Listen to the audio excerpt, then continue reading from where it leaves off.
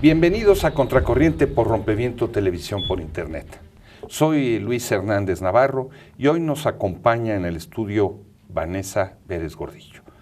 Vanessa es filósofa, integrante del colectivo de comunicación popular Voces en Lucha y acaba de escribir un libro interesantísimo en el centro del debate de los manuales de autoayuda y todas esas cosas que usted puede encontrar si va a la librería del Sanborns. El libro se llama La dictadura del coaching, manifiesto por una educación del yo al nosotros. Vanessa, muchas gracias por estar con nosotros. Muchas gracias. El coaching está de moda, sí, en inglés además, no en español. ¿En qué consiste? ¿Cómo lo explicarías a quien no está familiarizado con el término? Sí, bueno, pues coaching en la traducción se podría entender como entrenamiento. Yo creo que forma parte y es una herramienta de este modelo del asesoramiento que se viene desde varias décadas ya, poco a poco abriendo camino en la sociedad en general y ahora especialmente en la educación. De ahí la urgencia de sacar un libro como este. Es un entrenamiento que se recibe para para ser quien eres, lo pintan, para llegar a tener mejores resultados, para mejorar el rendimiento en tu trabajo, para ser más feliz. Para concienciarte en que tú sí puedes alcanzar el sueño americano y ser un rico más que se sume a esas minorías que nos explotan a todos. O sea, ¿está asociado a los manuales de autoayuda?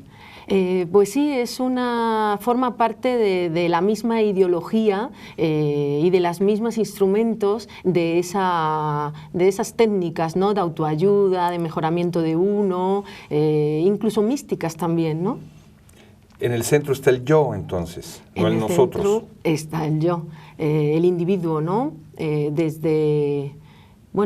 Yo creo que esto viene de muy lejos, porque desde tiempos la humanidad ha intentado construir algo más bonito, que sí, ¿no?, mejorarse a sí misma como humanidad, ¿no? En esa construcción del nosotros. Lo han intentado personas como Hipatia, como Espartaco, como Bartolina Sisa, que representan colectividades, ¿no? Emiliano Zapata también podríamos decir, ahora el movimiento feminista, ¿no?, juntas. Pero también ha habido, ¿por qué? Porque ha habido la otra parte, ¿no?, esa parte de la población y de la humanidad que decide salvarse a sí misma, salvar al yo, ¿no?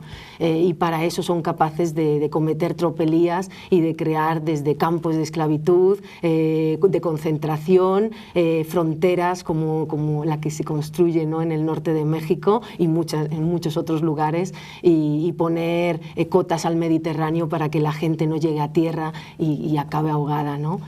O sea, es como el fin del psicoanálisis, como lo habíamos conocido, ¿no?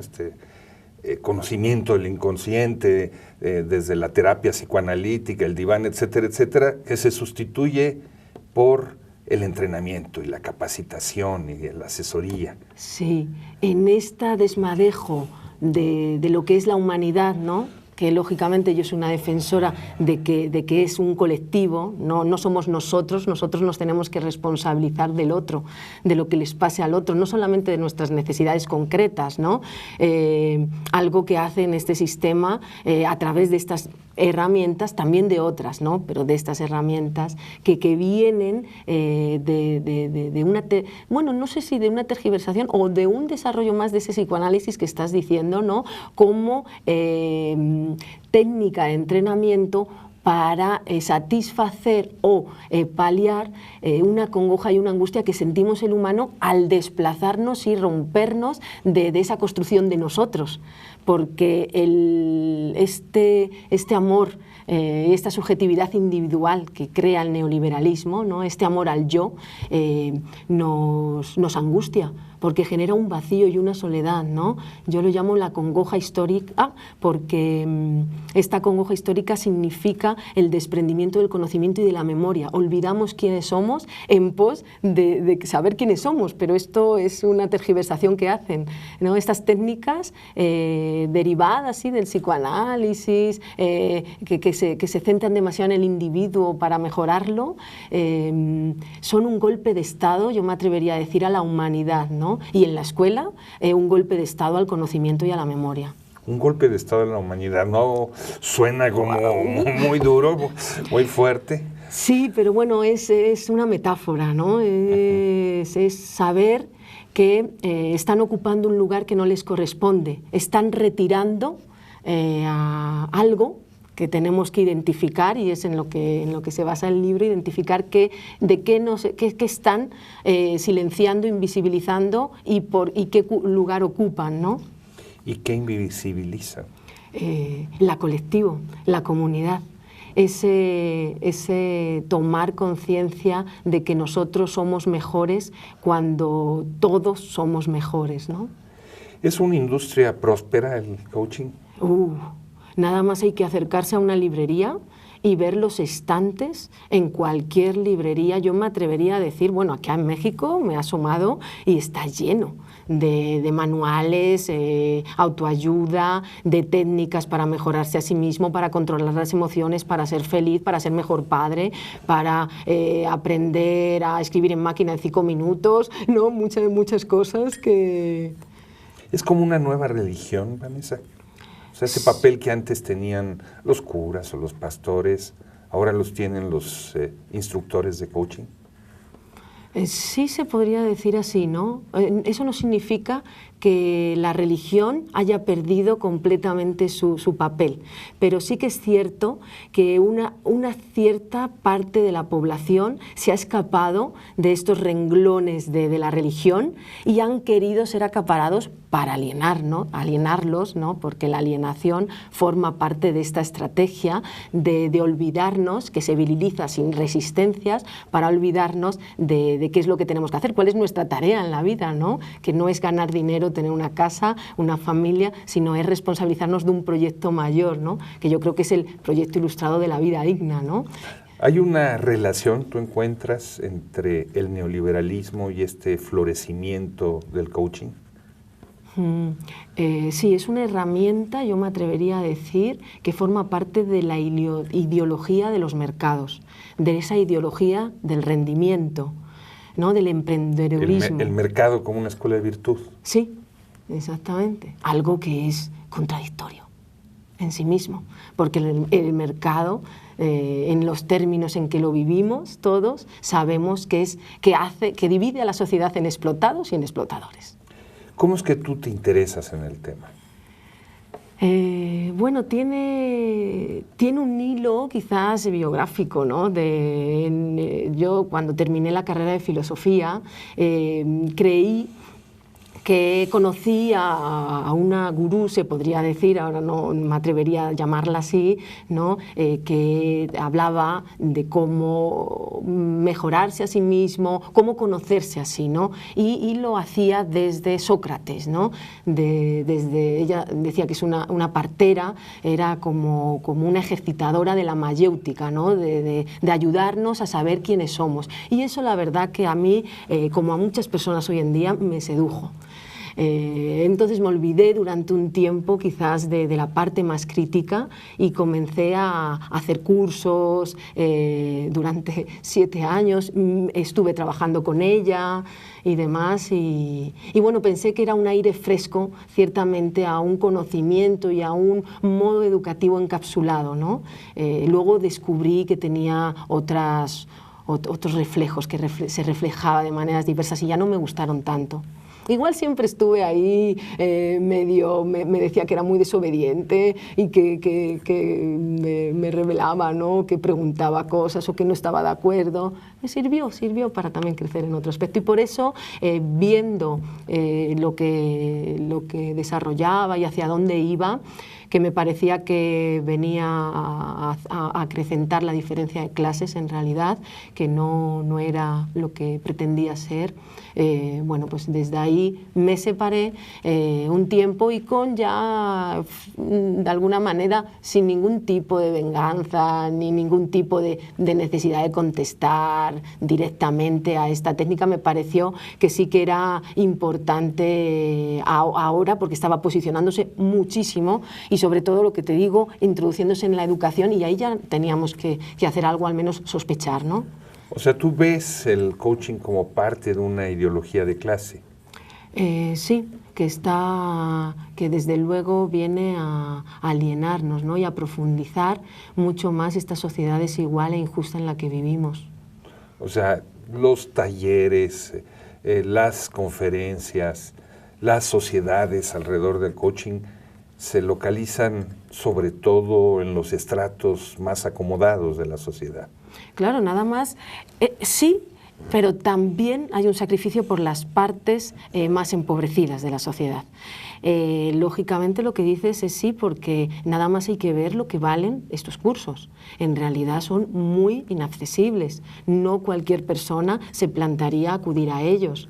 Simplemente hace nada, la semana pasada mismamente, se hizo un Expo Coaching en España, ¿no? En Madrid hubo sede, y la entrada para un día costaba 100 euros, que es una barbaridad, ¿no? Simplemente para ver los stands, es como aquí ir a una feria del libro y pagar un precio desorbitado por ello. No todo el mundo, sí que hay escogen el tipo de cliente, porque es otra de las cosas que tiene el coaching, ¿no? No lo llaman paciente, sino es un cliente, porque es una especie de contrato el que firmamos. Yo quiero conseguir esto, tú me ayudas a conseguirlo, y acabamos esa terapia o ese trabajo, mejor, cuando lo haya conseguido. Como las líneas aéreas, que ya no tienen pasajeros sino clientes también. Todo se ha clientizado. Y ya no vuelas con ellos, sino que haces negocios con ellos. Sí. Digamos, esto está en el corazón de esta visión del mundo. Sí. Además, fíjate qué interesante esto que dices de visión del mundo. Hay un libro en la historia del coaching de Vicky Brock que ella habla de que, tal y como van las cosas, el objetivo del coaching es posicionarse como visión dominante mundial.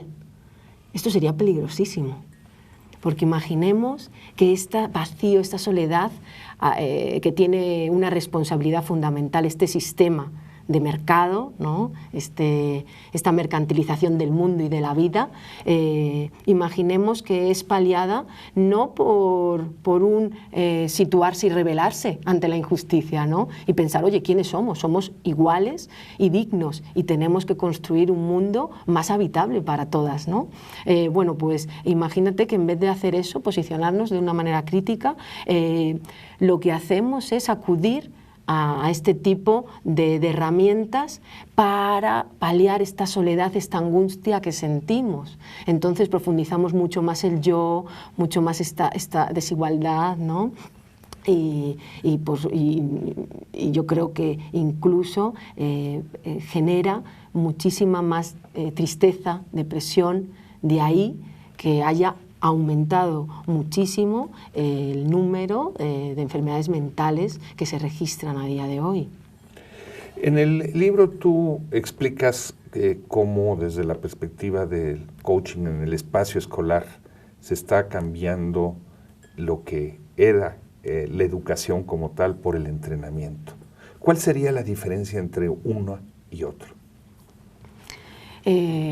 Bueno, cuando nos educan, yo creo que primero te tienen que dar las herramientas para tú acceder al conocimiento. Uno está claro que cuando va a la escuela no tiene todo el conocimiento, pero el profesor, la profesora, la maestra, sí que es responsable de enseñar a sus alumnos dónde están las herramientas y cómo puede acceder a ese conocimiento. Yo creo que ahora no se quiere enseñar eso, sino porque hay una desestimación de la memoria cuando es la lectura obligatoria, esta línea de aprendizaje marcado, pautado. Ahora se da mucha libertad al alumno que él decida los conocimientos que quiera aprender, y se le da mucha importancia a la gestión de emociones. Incluso el profesor deja de ser un profesor para ser un guía, así se llama.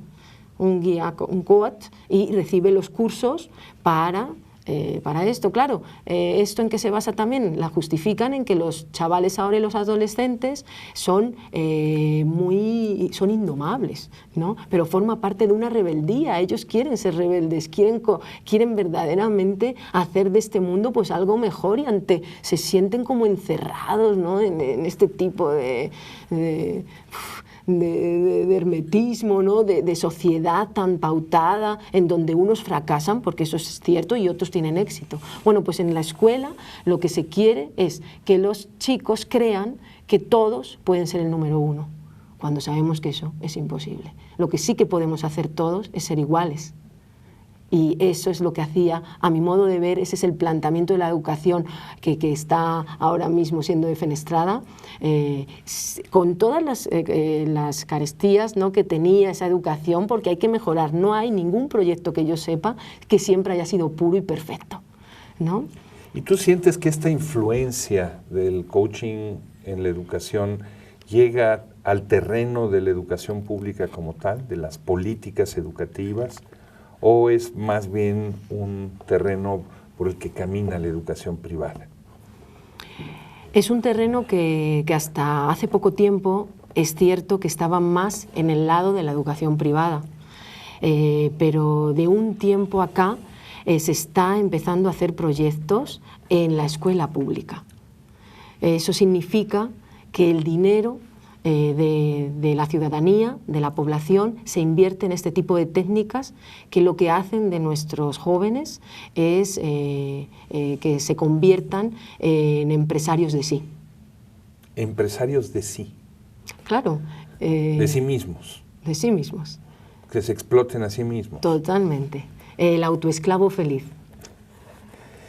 Al borde del lo que en inglés llaman burnout, del quemarse por tanta explotación. Exactamente.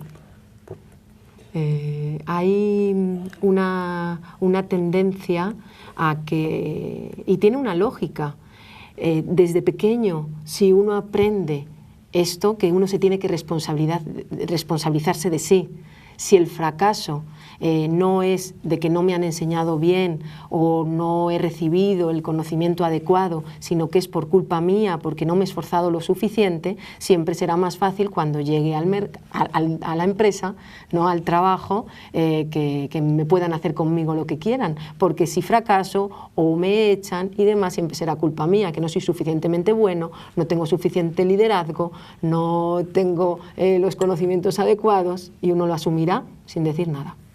O sea, siempre es responsabilidad de uno. Yo mantengo que no, pero la sociedad nos culpa. En el libro abordas también la necesidad de reivindicar lo común, de reivindicar otro estilo de vida que viene en buena parte desde el sur.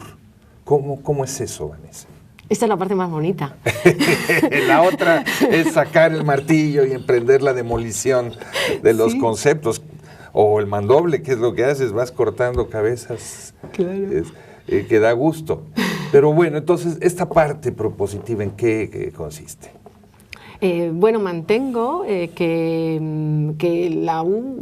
una de las soluciones sería construir un sujeto colectivo.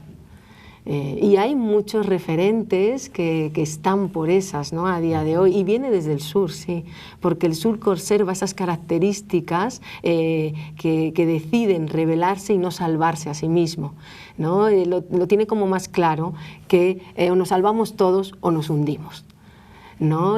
Porque la salvación de uno realmente nos hace egoístas, ¿no? Nos hace personas que no somos capaces de mirarnos ni siquiera de mirar a los ojos al otro, ¿no? Porque no sentimos dignidad. Y retomo una serie de experiencias que he visto en América Latina. ¿Por ejemplo? Por ejemplo, una de las experiencias que a mí me tocó, porque incluso se ve como bella, ¿no? Son los cerros de Lima. En los cerros de Lima, que Lima es un desierto, en donde las formas de vida, el vivir es todos los días un esfuerzo increíble. Simplemente llevar el agua a esas casitas que uno se construye arriba de los cerros es ya toda una tarea. De modo, ahí sí que comprenden que o nos ponemos todos a ayudarnos, ese trabajo colectivo, ese trabajo común que desarrollan el día de fiesta cuando no trabajan, ¿no? Y entonces ayudan a uno a construir su casita, hacen las pistas y las canchas para que jueguen los niños, las escaleras para que sea más accesible llegar, todo esto lo hacen de manera colectiva. Aquí también, ¿no?, se desarrollan, pero yo cuando vi eso y tú haces una fotografía, en la fotografía se desprende frente a toda la marginalidad que uno ve y el empobrecimiento, porque del otro lado está la opulencia, ve una belleza. A esa belleza la veo, es como el alma de ese nosotros. Estamos hablando de un ejemplo. Sí. En tus viajes por América del Sur, ¿has encontrado más ejemplos? Claro. Claro, sí. Por eso tenemos esperanza, ¿no? Se puede construir en nosotros. También en Chile es muy interesante los pueblos originarios. Bueno, los pueblos, sí, los mapuches. De hecho, yo creo que los pueblos originarios, en todas sus vertientes, incluso en Bolivia, en Perú, en Ecuador, en Colombia, acá, en México, son una columna que ilumina este tipo de proposición, ¿no?, que hace esta tercera parte del libro. A mí me parece que hay que tenerlos como referente, porque ellos incluso en sus términos utilizan conceptos muy interesantes. El guaraní, por ejemplo, ¿no?, diferencia el ñandé del oré, ¿no? Es un nosotros, pero el oré sería un nosotros de nosotros dos. Sigue siendo una pequeña secta, tu familia, pero está el ñandé, y el ñandé es toda la colectividad, ellos lo tienen como referente, como lengua. En otras el yo no lo entienden, ¿no?, las respuestas individuales. Te dirían como crítica, bueno, estos son experiencias localizadas, en muchos sentidos marginales, que no abarcan el conjunto de un país y que no involucran al conjunto de sus actividades productivas. ¿Qué responderías a eso? Pues que yo creo que sí que hay un hilo común en cuanto al ser humano. De hecho, uno se puede traer desde tiempos atrás una idea de construcción de humanidad que va por ahí. Y ese hilo ha sido fragmentado muchas veces, pero yo creo que en diferentes lugares del mundo entero esto se ha intentado construir. Otra cosa es que Occidente lo haya olvidado, ¿vale?, y el imperialismo también, en pos de la acumulación de riquezas, ¿no?, que para ellos es la felicidad. Otros, en cambio, dieron su vida por mantener que la felicidad era otra cosa, ese buen vivir que está en esas comunidades, ¿no? Yo creo que eso es expresable en toda la manera, desde el proyecto socrático, voy a irme para este lado, ¿no?, desde el proyecto socrático, del qué son las cosas, de quién es uno, ¿no?, con ese conócete a ti mismo, que es una expresión política, Gramsci lo dijo, ¿no?, es una expresión política de esclavo, mujer, niño, no creas que eres inferior a un hombre o a los nobles, nosotros, o sea, tenemos la misma naturaleza, somos los mismos, esclavo, revélate, eso es lo que viene a decir el conócete a ti mismo, como para que ahora nos lo vendan como que conocerse a uno mismo es amén a las empresas, ¿no?, y lo que nos diga nuestro jefe y la acumulación de riqueza, ¿no? Entonces, eso viene por ahí, lo retoma el proyecto ilustrado, con todas las contradicciones. Claro que no es un proyecto perfecto, pero hablaba de que la acción de uno tiene que ser máxima de una ley universal, ¿no?, que sirva para todos, no quieras para ti lo que no quieras para los demás, ¿no? Y lo van retomando las comunidades originarias de las diferentes partes del mundo para la construcción de ese nosotros. Claro que son experiencias locales, que uno puede decir, no, pero esto es que puede ser una crítica, ¿no?, porque es una cosa como muy localizada, pero es el latido de la humanidad, solamente que hay que recordarlo. Pero ese latido se localiza muy claramente en los pueblos originarios, ¿no? otro ejemplo que nos pones en el caso de Lima, nace de la necesidad de enfrentar en común los retos para salir adelante, pero la sociedad moderna es mucho más compleja que esas expresiones de los pueblos originarios. Se ha diversificado mucho más. ¿Tú ves posibilidades de construir ese nosotros tal y como lo formulas en ese mar de complejidad en el que se vive hoy en día en las sociedades industrializadas? Claro, hay un reto. Ese es el reto. ¿Cómo pasamos de estas experiencias concretas que son tan diferentes, ¿no?, a las sociedades industrializadas de las que hablas, de estas ciudades, ¿no?, que en realidad pues todo tiene el ritmo que nos marca el mercado, ¿no?, el capitalismo, y es nuestra forma de vida y lo hemos asumido como tal, ¿no? Por eso es tan importante la parte educativa. Yo creo que sí podemos construir otra cosa, pero tenemos que querer hacerlo. No vivimos en un mundo más habitable, los tiempos están cambiando, pero no para mejor. Tenemos que llevar la tarea y responsabilizarnos de ella, de qué está pasando. Y a partir de ahí, bueno, no optar por la salvación, sino por la rebelión que decía, ¿no?, por rebelarse contra esta construcción del mundo que estamos haciendo y utilizar esos ejemplos regionales o locales, más locales, como luces, pero sin ser ni calco ni copia, como diría Mariátegui, ¿no? O sea, nosotros tenemos que saber construir hacia mejor, hacia un mundo más habitable para todas, sin necesidad de emular otras cosas que obviamente van a ser imposibles porque efectivamente ya como individuos vivimos de otra manera. La cuestión es que es muy seductor esta construcción del yo. Este modo educativo gusta mucho. ¿Y por qué? Porque quizás es más sencillo, es más fácil cuando uno ve que tiene las condiciones para, bueno, más o menos estar en esas capas medias y vivir, se relaja, ¿no? Tapa las cortinas, apaga el televisor para no darse cuenta de qué es lo que está pasando en el mundo y se cree que ya la vida es su casa, la comodidad de su ducha que cae el agua calentita, ¿no?, el tener un frigorífico lleno de cosas, y no está mal. O sea, yo no digo que eso haya que dejar de hacerlo. Lo que digo es que vamos a pensar un mundo en donde todo el mundo pueda tener lo que quiere, ¿no? Esos dos ejemplos que nos pones, Perú, en Lima, y el de Chile, es muy interesante porque durante mucho tiempo Chile fue la gema del neoliberalismo y la sociedad peruana viene de dictaduras como las de Fujimori, de grandes escándalos de corrupción de políticos, etcétera, etcétera. Y lo que nos está sugiriendo es que, a pesar de que no cambie el todo, hay en las comunidades locales un espacio para la resistencia y para reconstruir otro tipo de vida.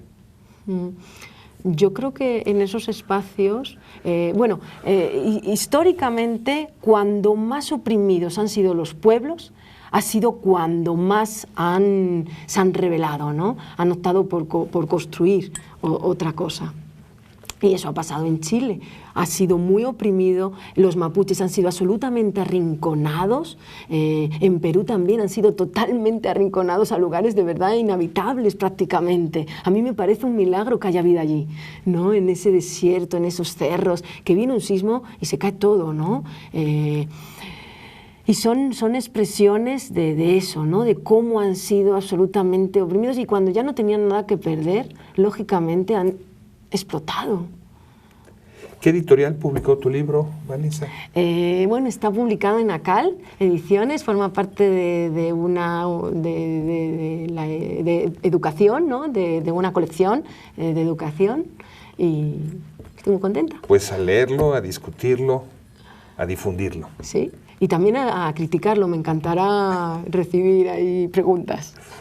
Muchísimas gracias por acompañarnos el día de hoy. Aquí está el libro, lo invitamos nuevamente a que lo lea.